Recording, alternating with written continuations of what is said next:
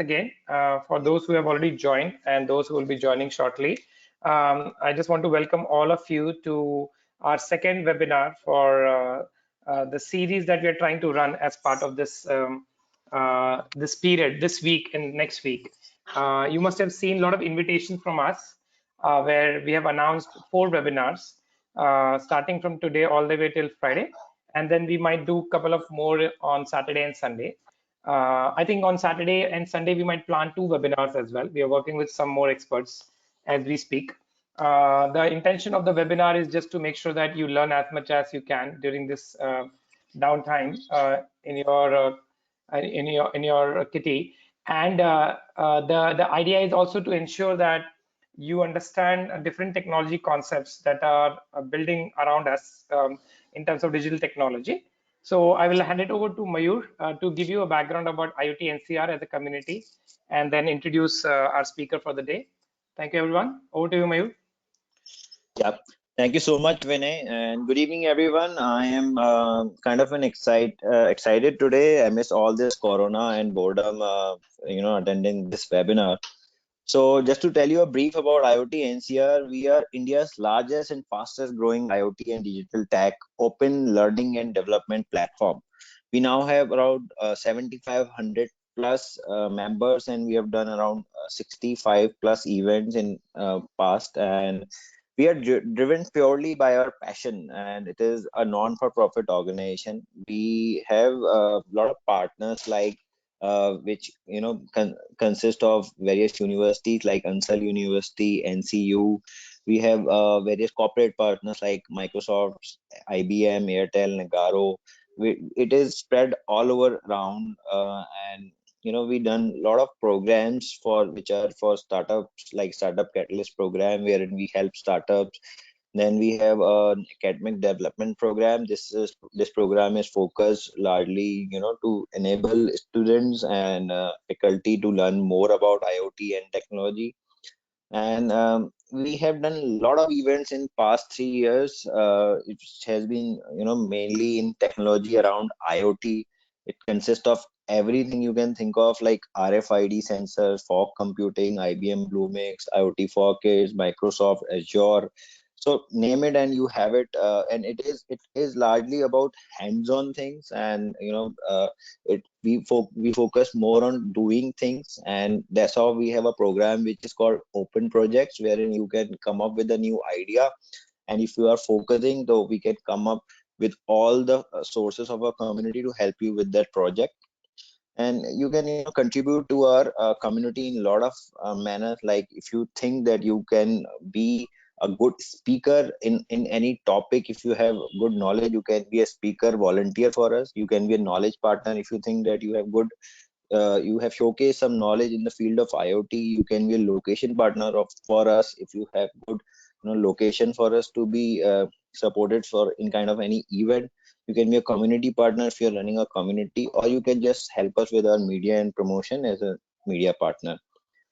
So this was about IoT NCR, and we have our speaker today, Mr. Vishal Singhal. Vishal is an AI solution specialist. He has been a senior consultant with experience in cutting edge platforms like IoT, digital commerce, and technology. He has been a co-founding team member at startups like Cellstrat and eTrueValue.com. He is a founder of Disrupt 4.0, a community development initiative around emerging technologies, bringing in fourth industrial revolution. He has done thought leadership blogging and content creations on topics related to IoT, enterprises, mobility, and location technology. Last but not the least, he has a university national finalist for national level business competition in Australia in 2001.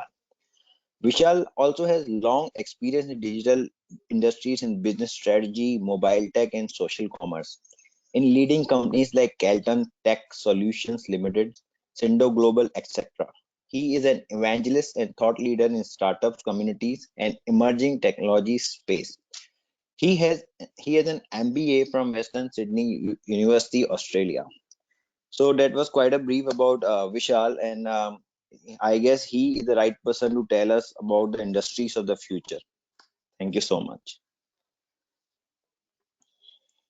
you. Thank you, Over, Mayur. over to you. Thank you very much. So over to you, Vishal. Thank you and welcome once again. I will keep myself on mute. Oh, thanks. So thank you, guys. Thank you for having me on this webinar for IoT NCR community. I have also spread it across my networks. So the cartoon that you see on the screen today, this says so this gentleman is seeing a deadline. So he says, I can't accomplish anything unless I have a deadline. And as Vinay rightly said that he has lined up a huge lineup of webinars now. Until recently, I've been listening to quite a few people saying that we've been doing so many courses online, but we are not getting jobs or we are not getting in-depth knowledge and things like that. But now, due to COVID-19, all is going online. Less will be offline, more will be online. So, and this is the current state of affairs across the globe. So this is current state of affairs in India and across the globe. People don't get ready for some things that are coming well in time, and when deadlines like these, like COVID, come in, then they start learning more and more online. So thank you for arranging this webinar. I'm going to talk about primarily 7 industries of the future. I'll be talking another 3 industries, but I don't have much knowledge on those. On about the career paths for those. That's why I have not included them in our slides. But yeah, so agenda is defining 7 industries of the future, talking about how AI is disrupting all of these industries and paths to get into these industries. So first is A for artificial intelligence. So there are 7 or 8 flavors of AI, and even if you are born today and start studying AI today, it will take your entire life and you will not be able to master it. In fact, no industry would be like that you will be able to master it. But second is blockchain. Third is cyber security. Then fintech, which is a combination of blockchain and cyber security. Genomics. Now, besides genomics, there is gaming, which is supposedly the biggest industry with cybersecurity across the globe. Then IoT is another one, but as Vinay said in his introduction to IoT, I think 2-3 days back, even a laptop is a IoT device. So IoT cannot be missed, but since I don't have a career part to it, so I don't know, I have not included that in my slide as such. Then quantum computing and robotics. So these are some of the industries that I'm going to talk about or how to get into these, right? So genomics, gaming, IoT, and yeah, mostly these.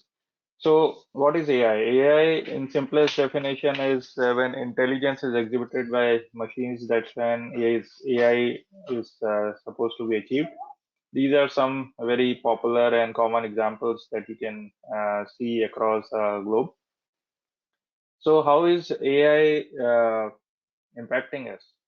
AI is getting into every possible domain. Every possible domain of an enterprise is getting disrupted by AI now.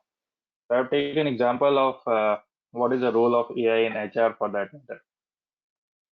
So tracking employee engagement, employee development, employee skill matching, employee healthcare. So we started in Selfstrat. We started as a healthcare product company. We brought a disease prediction tool which was predicting diseases, over 22 most commonly happening diseases in India, namely liver, heart, kidney, and all those kind of things.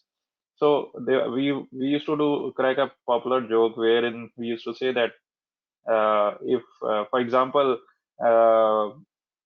in in TCS, there are two divisions. One is selling SAP HR, and another is selling everything else. So SAP CRM and everything else. So HR goes to SAP department and says to the SAP head that you are fired. So he says, why? Because I have met all the targets of my quarter. Why are you have firing me?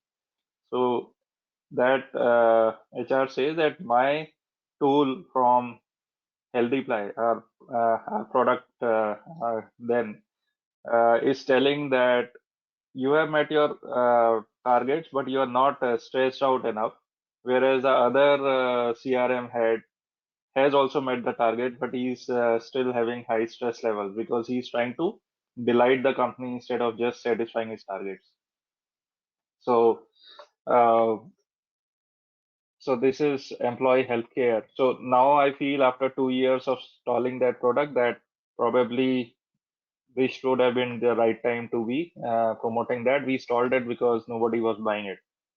So skill verification, job fit as in many tools are coming in the market, which says, uh,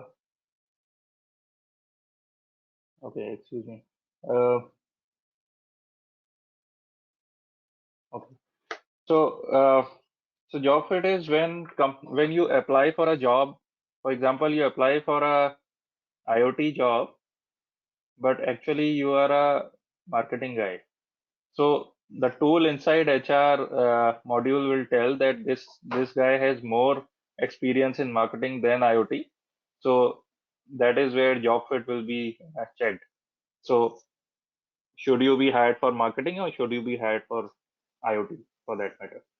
Then background checks, talent discovery, employee referral networks, employee worthiness check, recruiter chatbots, and digital interviews. So this brings my attention every time to Nearby. If you know that company, it was Groupon India earlier. Then it became Nearby. So that was the first company in India probably to give a national front page news PR saying that we have deployed AI in finance, HR, uh, sales and marketing, and supply chain. So that's the only company that I knew was the first one to deploy AI across various domains.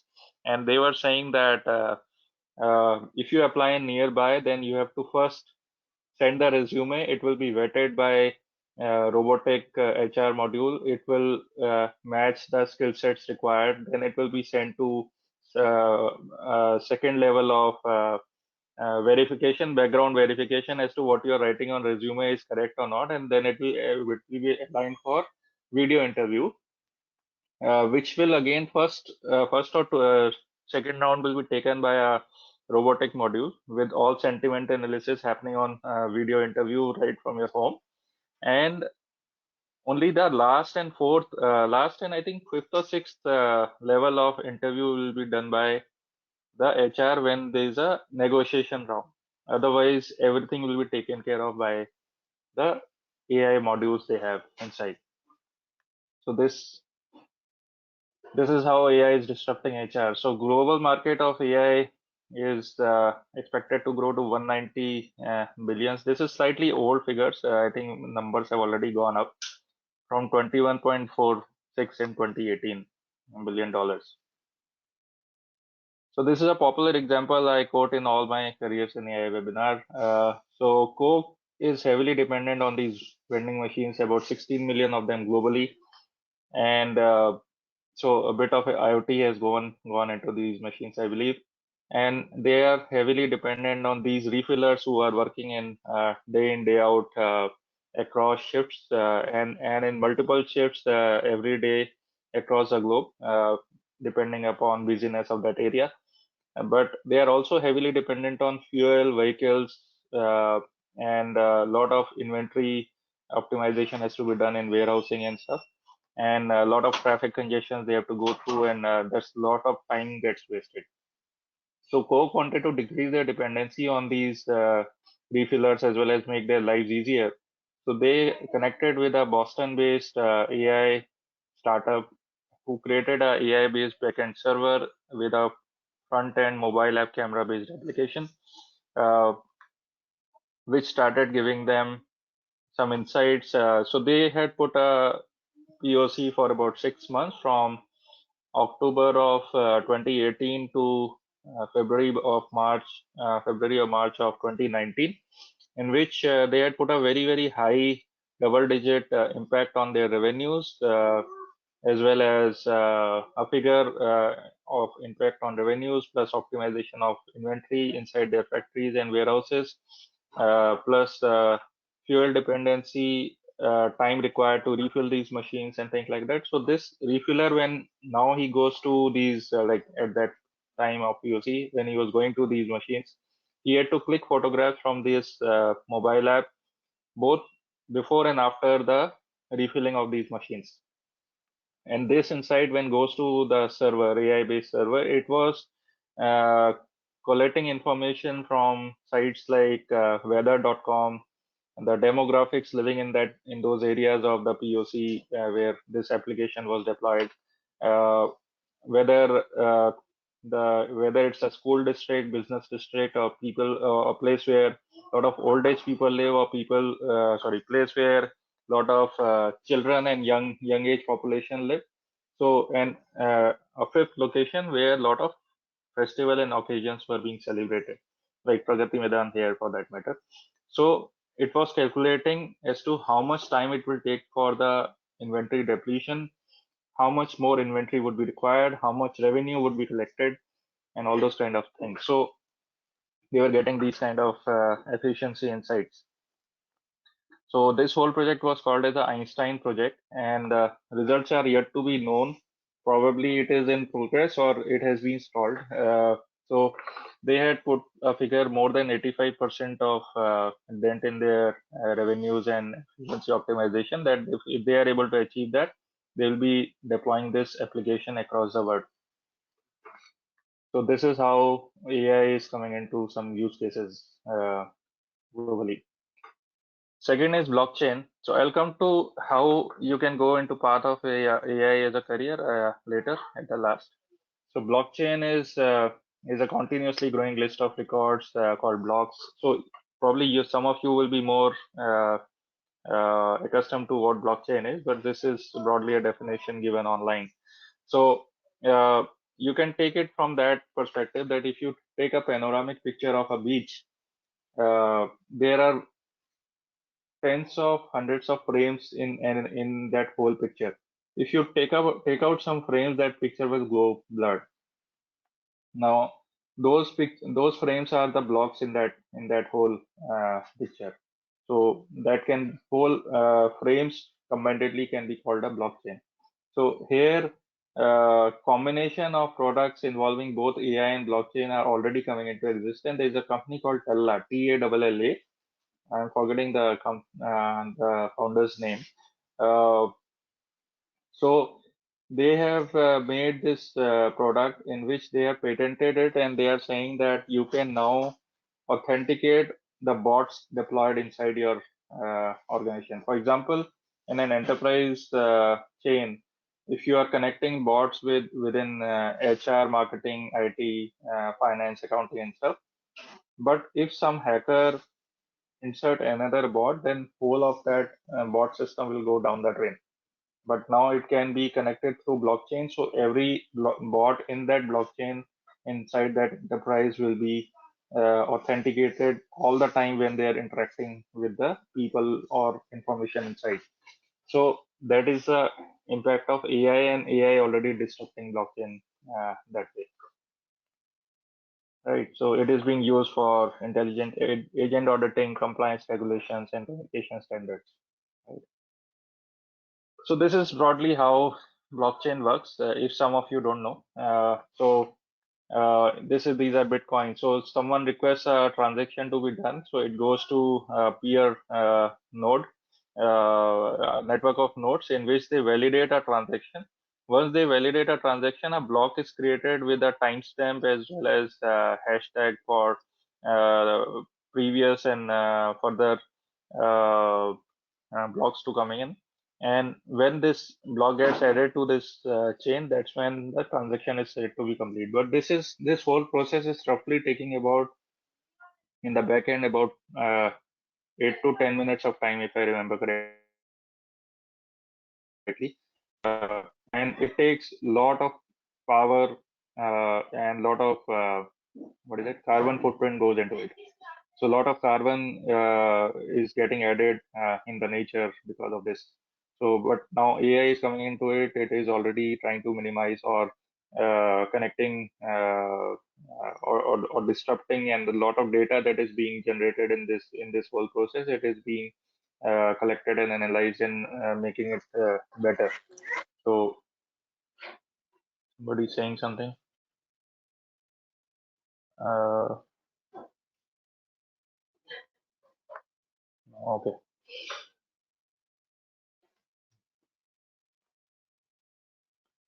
So, how blockchain is being used? So, blockchain, for example, Aadhaar card, all digital IDs of yours that getting connected to each other, employment records, certificates of store for storage and management. Recently, there was a initiative by, I think, Indian government, which said that you can store your whole all IDs and employment certificates or education certificates. I'm not sure, but it may be including blockchain. So you know what was your 12th certificate block address was. So you just need to give that and not the entire uh, chain of your certificates, and they will be able to, anybody, that authority asking for it, will be able to see, will be able to verify, yes, this is authenticated authentic document. Health records management, this is a very big area.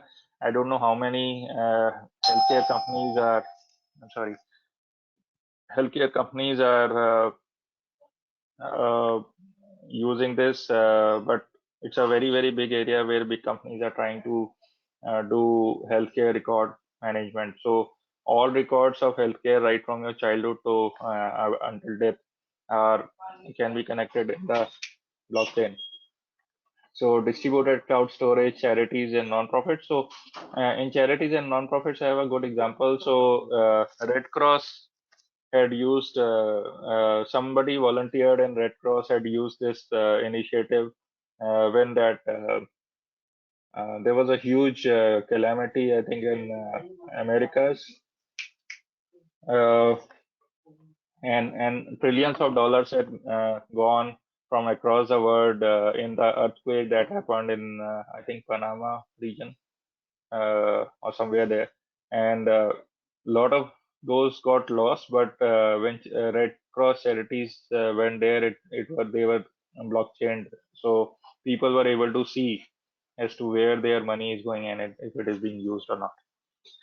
So international financial transactions, smart contracts management, digital voting. So Venezuela as a country was the first one in the world which used blockchain digital voting. So they were able to track every possible vote that was going into their ballot boxes, and they were able to authenticate them. So visibility across supply chain for tracking goods from manufacturer to end consumer, music rights and royalties, and smart appliance contracts. So music rights and royalties, I think there was, I think Beyonce or some other singer who had uh, blockchain their royalty management, and they were able to track as to if some music is getting produced and if they are getting royalties for that or not, which belong to them.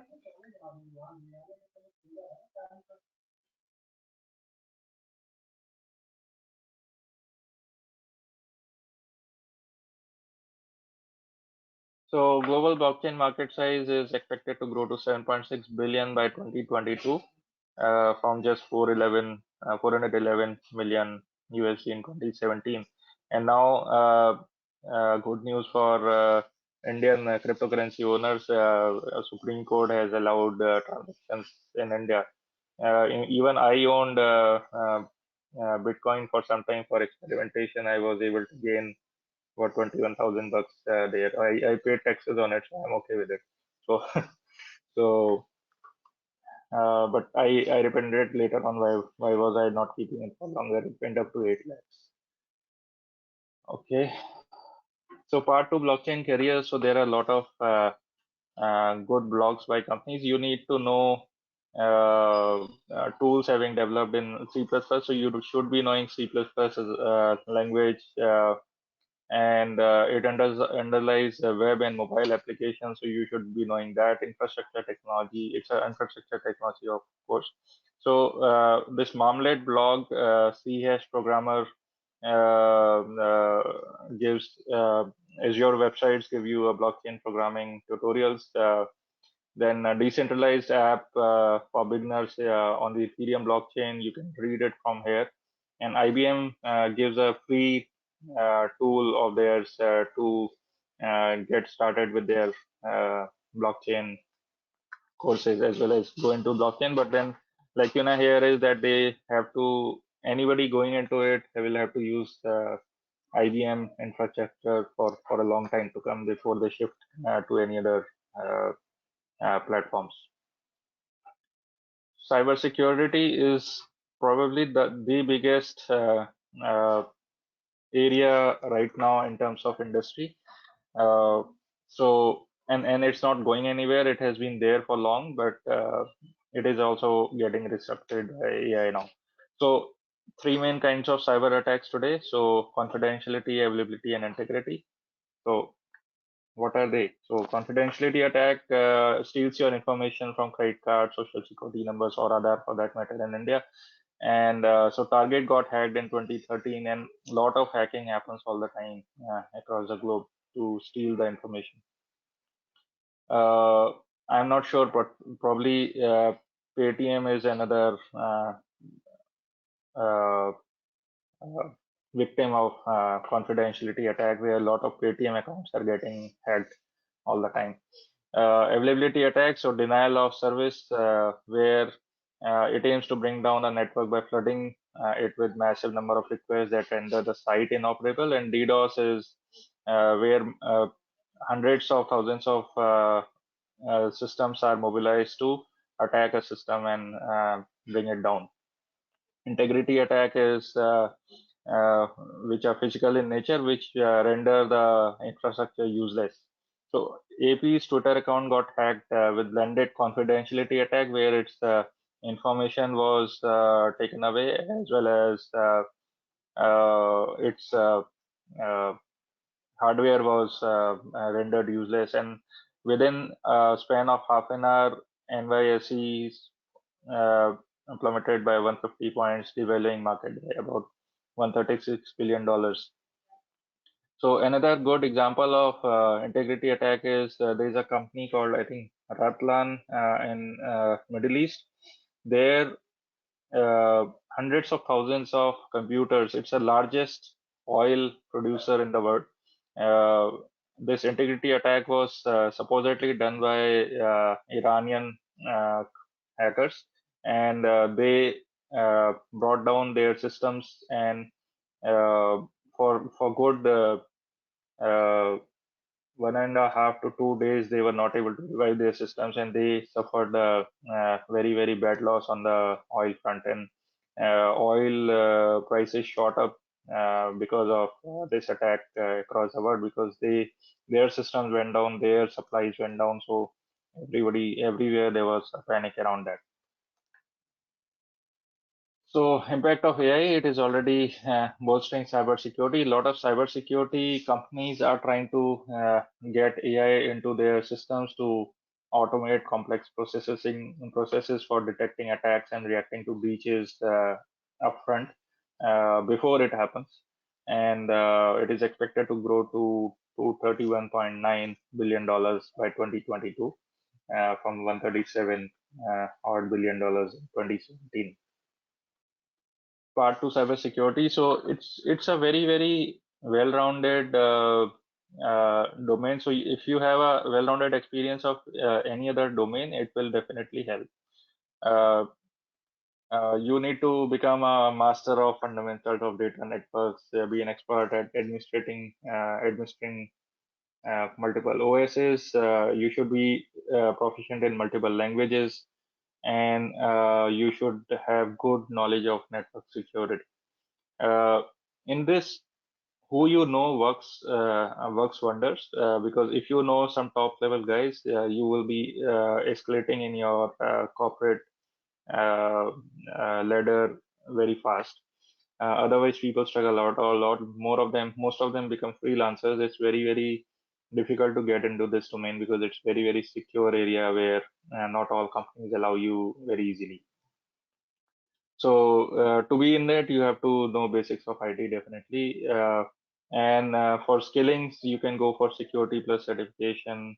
OAC CCP is a very good one, and another common one is Certified Information Security Professional.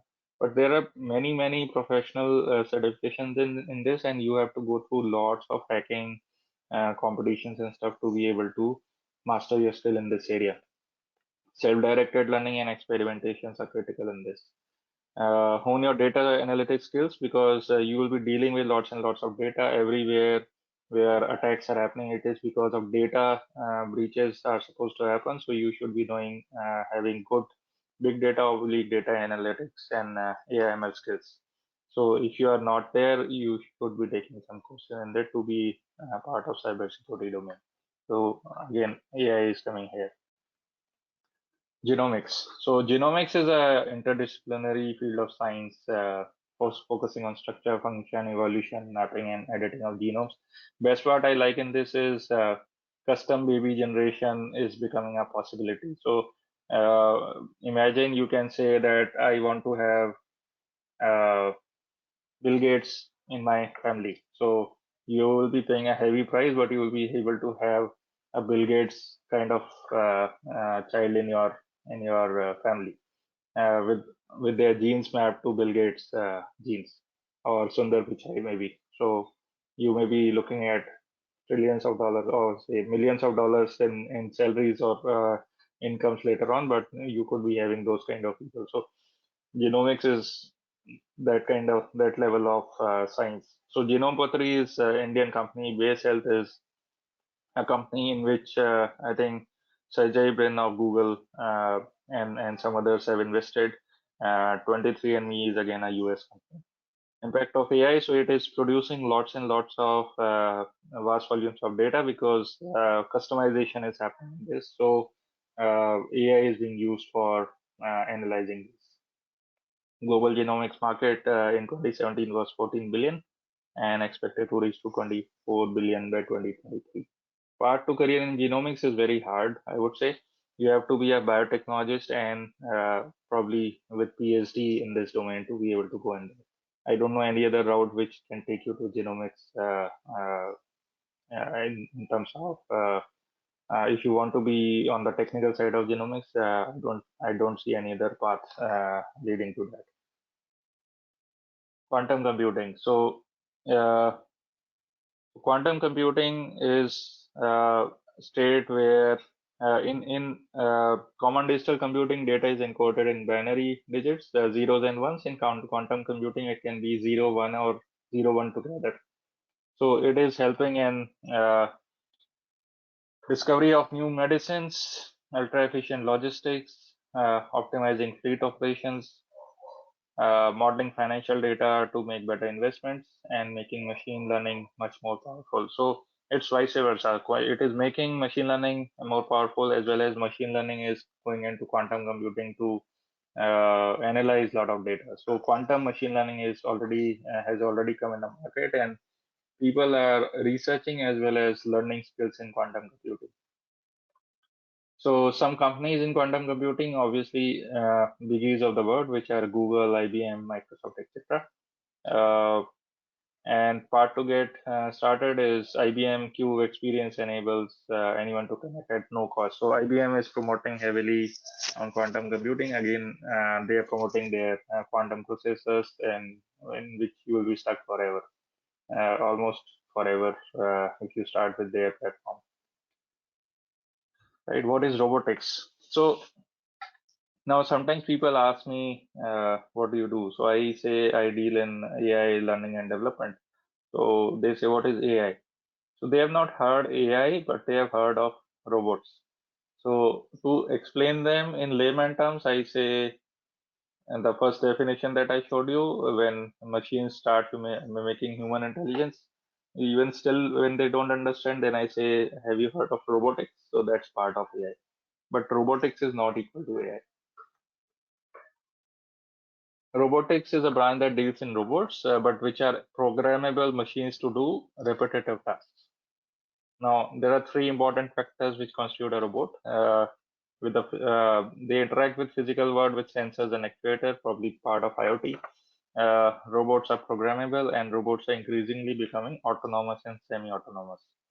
So when we talk about autonomous or semi-autonomous, they are coming into artificial intelligence domain. So AI is bridging the gap between robotics and AI, and are controlled by AI programs. So some robotic companies are Grey Orange, which is an Indian Gurgaon-based company. I would say most profitable company in robotics right now in India. QTPy, again, a Bangalore-based company. It is a Lego robotics company. So I happened to meet them, I think, 3 years back, and they were already test trying. 3 years back, they were test trying a robot, a Lego robot, which has vision capability. It had Alexa skill set built into it, or some audio speech recognition capability.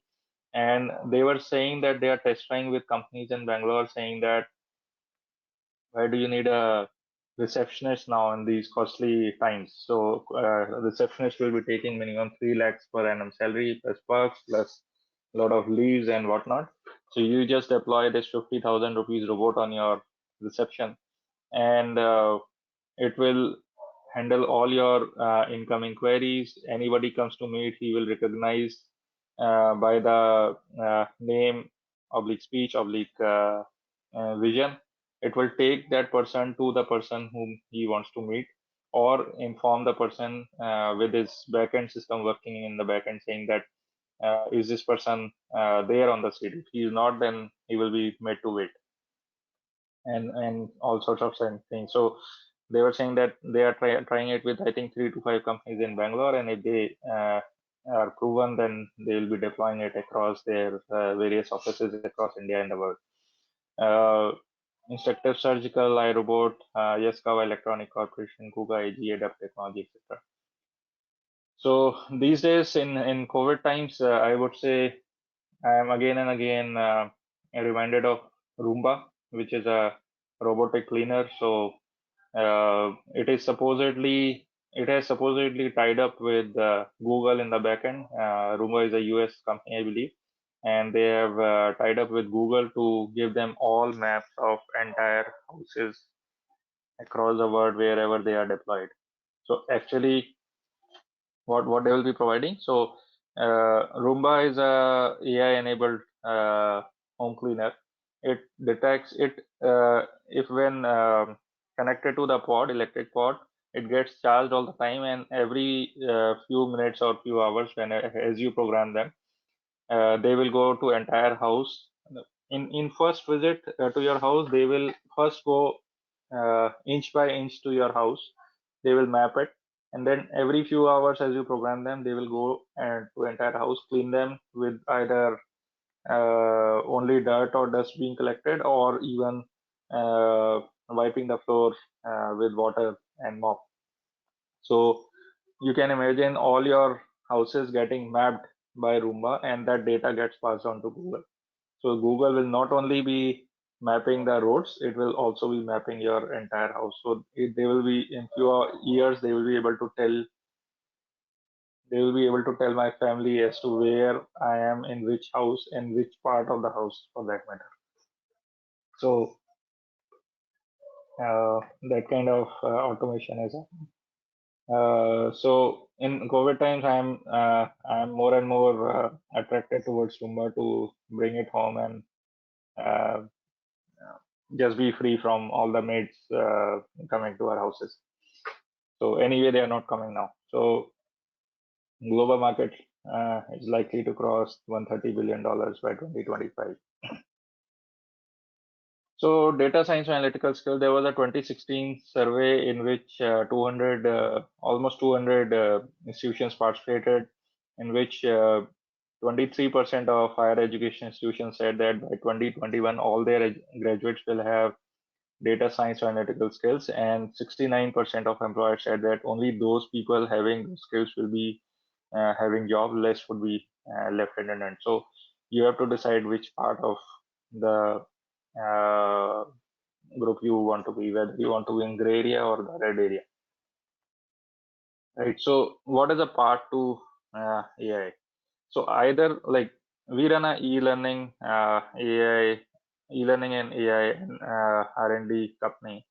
So people ask us what are the best sources to get into AI. So I would say you get into MIT, Stanford, or top 50 global universities, or ISCs or IITs of the world.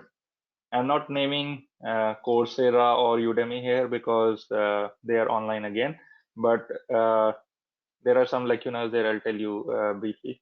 So either you should get into these institutions and go for full-fledged AI certifications, and you can get into very good jobs or create your own companies. Or next best choice is us. Why? So as I said, we started as a product company. We spoke to about 50 top CIOs and CEOs of various hospitals across India, including Mr. Ajay Bakshi of Manipal Hospital in Bangalore. He was working with Watson. So he said, "What can you give us? IBM pays us as well as uses our data to give us very good insights. What will you pay us?" So we could never sell that product in the market, but while evangelizing that, we came in contact with the likes of Simplilearn, Manipal, and others. So that time, those companies, those e-learning companies, were approaching US for their courseware, for making of their courseware, but US professors charge humongous amounts.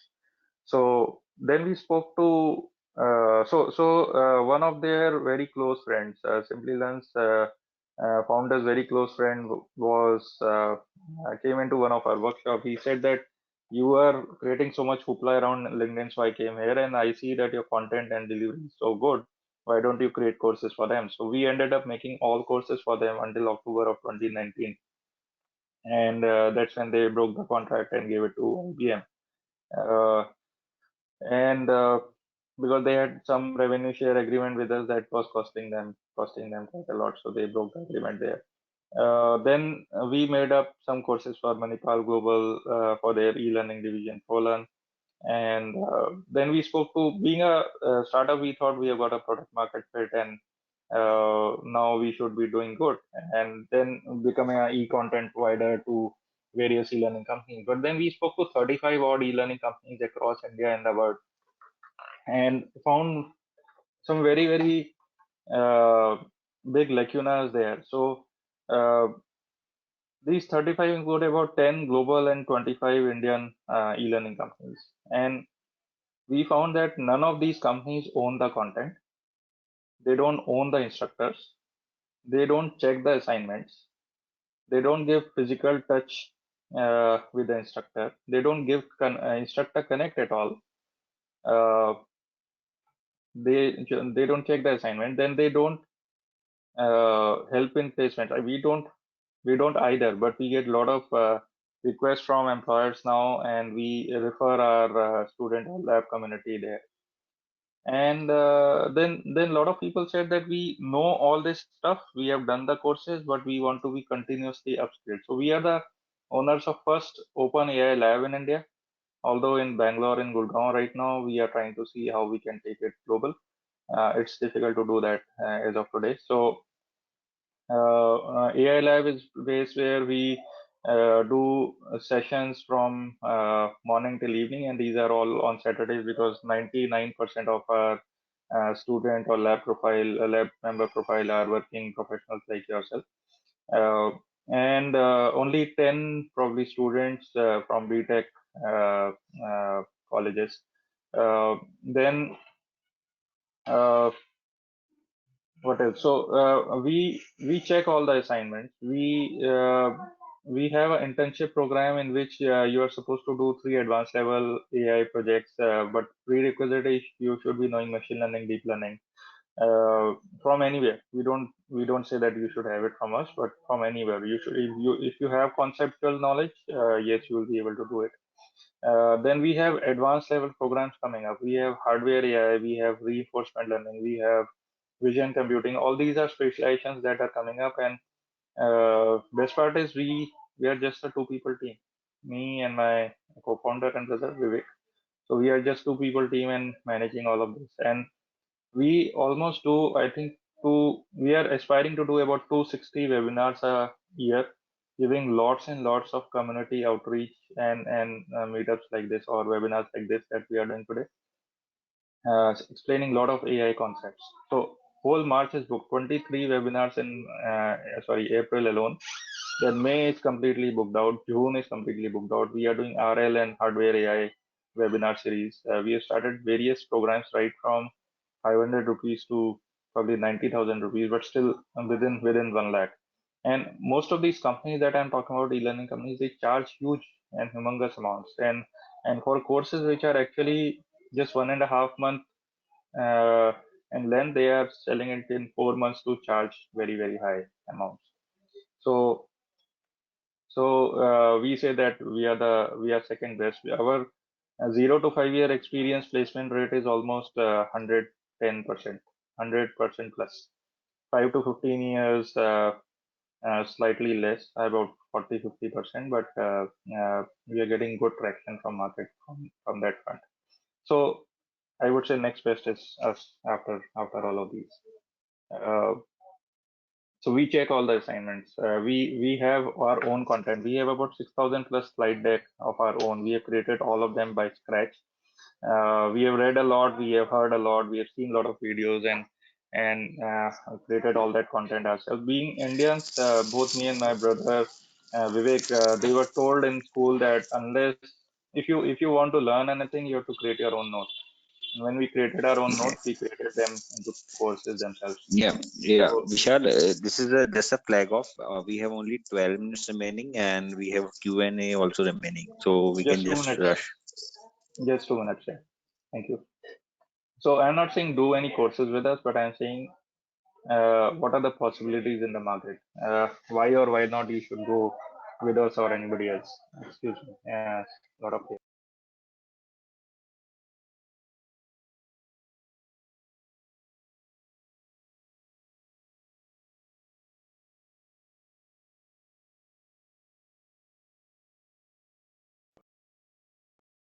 Sorry, there was a lot Hi, of Vishal. background We noise. are unable to hear you. Yeah, a lot of Hello? background noises were there. I was just trying to Oh, mute okay, them. okay, fine. So yeah, so I'm saying there are a lot of courses in the market, but a lot of lagunas are also there. Unless they own the content, they own the instructor, they will not be able to justify. And we have all of this. We have created our own content. We deliver it ourselves. Although online, yes, but with a lot of offline touch and through these webinars and otherwise. And we are constantly in touch with our student profile. So these are the possibilities. Great. So this is about So I do this career webinars every Friday. Now I'm open to questions. okay, so Thank you. thanks, Vishal. I started the poll also for now very quickly, but in meanwhile, I will just continue with the questions. Okay. Sure. So I think the Vishal Nijhawan had a question. This is more related to Bitcoin, so I will park that for a moment. There is a question from Ritu Jain. Can you share some views on the topic? Currently, all the data which is collected from people are centralized, and owner of the data is the company providing the service. How do you see the model of customer holding the data and then the choice of exposing this data to one or multiple consumers is with them? So that's what I understand from her question. Any views or project around this from an AI, blockchain, or IoT perspective? So I would like to like you to please uh, reiterate the question and possibly in clearer terms. I could not understand bits of it. Okay, so the question, as I understand from Ritu, is that when you talk about data monetization, right? If I summarize it quickly, the data is owned by the companies which are providing you services. Let's say Alexa, for example, capturing my voice and then learning and monetizing the data, right, with other customers. So Sure. she's asking that, is there a model where the data which is collected is owned by the person that it's collected from? And can it be more so like, can Vinay Solanki be the owner of the data that I am sharing with any of my IoT devices and get some revenue share from that, or some multiple consumer kind of a model? I happened to speak with the principal engineer of LinkedIn 3 weeks back in Gurgaon. He's from Indian origin. So we asked him the same question. We said that we are sharing so much of data with LinkedIn, whereas LinkedIn is monetizing over it, or over recruitment services and things like that. And he has worked with Baidu as well as Google both earlier. So he said that in Google also, in Google Voice Assistant, or even Amazon Alexa, there is a possibility that you can write to the company that your data should not be uh, passed through machine. You can pass my data through the humans, but not through machines, because as soon as machine comes into play, then all sorts of data monetization modeling is happening there. So he says for even Alexa Hindi to come in, 3,000 hours of data was collected, and it was worked upon by humans and machines together to transcribe it on paper, and then that machine was trained as to how people speak in Hindi, or what could be the possible responses. So if you say that my data should not be used, then they will not. They are mandated by government not to use that your voice data. Uh, Regarding owning as well as monetization, that you cannot do as per them. So he says that once you have spoken anything, it has gone into public domain. You cannot, unless you are recording it yourself, you cannot monetize that data. Somebody else is recording it, it's their data now. So if you record and give it, then yes, you can earn royalties over it, but otherwise there's no possibility like that as of today. I hope Great, that thank answers the you. question. Yeah, I think so. And Ritu, if you have more questions around this, we will connect you with Mr. Vishal. There is another question from Abhimanyu Rawli. Do you think that quantum computing is a threat to blockchain, as it provides tremendous computing power that can easily crack the puzzle that miners need to solve? I'm sorry. Can quantum computing take over blockchain? Yeah, basically, yeah, right. So I think in So the context of the computing power that quantum computing provides, yeah. see, I don't see that happening very soon, even if it has to happen.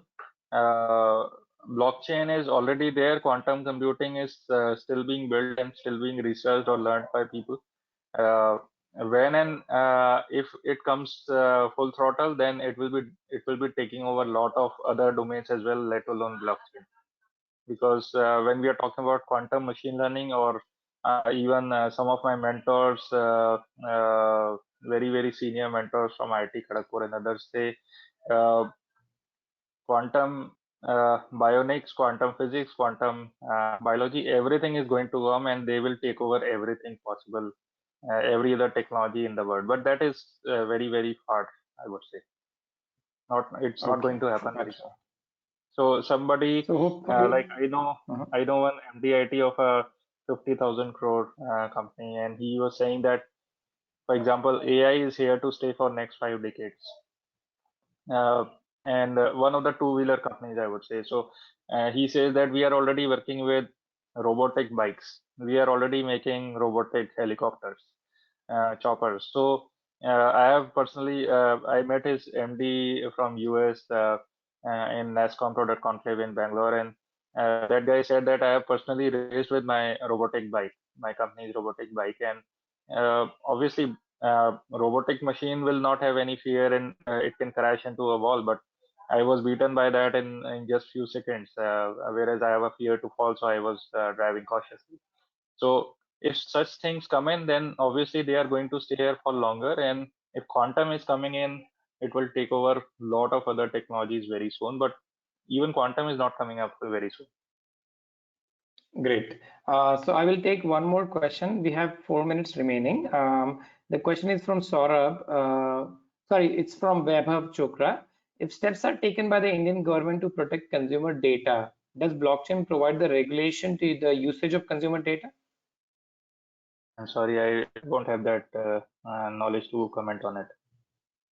Okay, no worries. Vaibhav, we will try to get this answer from our experts and see if we can come back to you.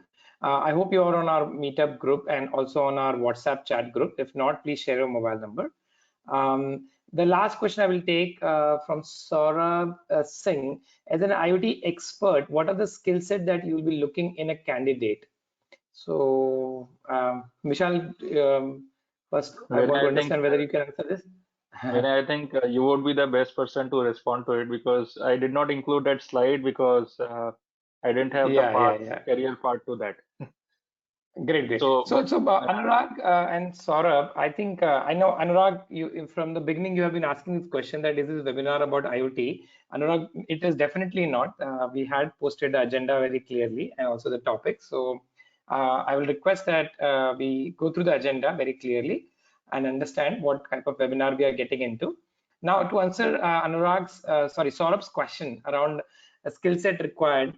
See, Saurabh, I'll just briefly touch on that in the interest of time.